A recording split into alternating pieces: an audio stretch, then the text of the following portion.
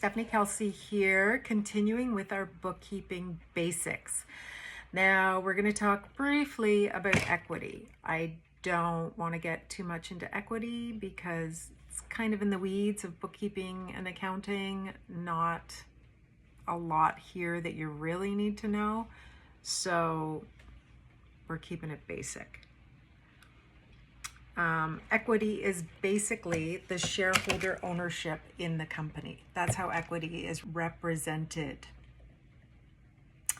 It is represented by threes generally.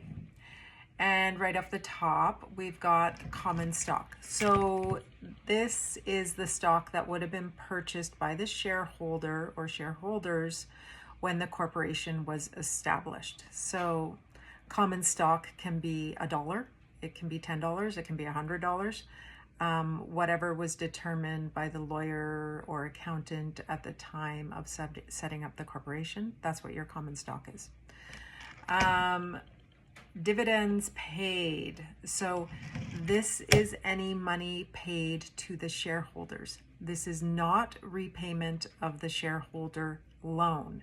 If you have a shareholder loan, repay that before you pay out any dividends, because dividends have to be reported in Canada on a T5 by that individual on their personal taxes. Whereas shareholder loan is just a repayment of loan, and that doesn't have to be reported. Next is retained earnings.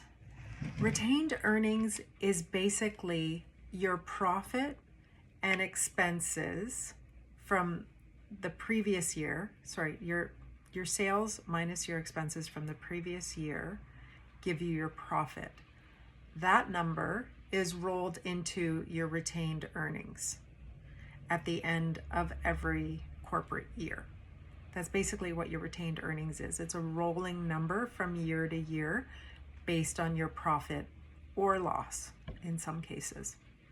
So that's it for equity. We're not getting too much into it because let your bookkeeper and accountant deal with that. You don't need to know too much about that.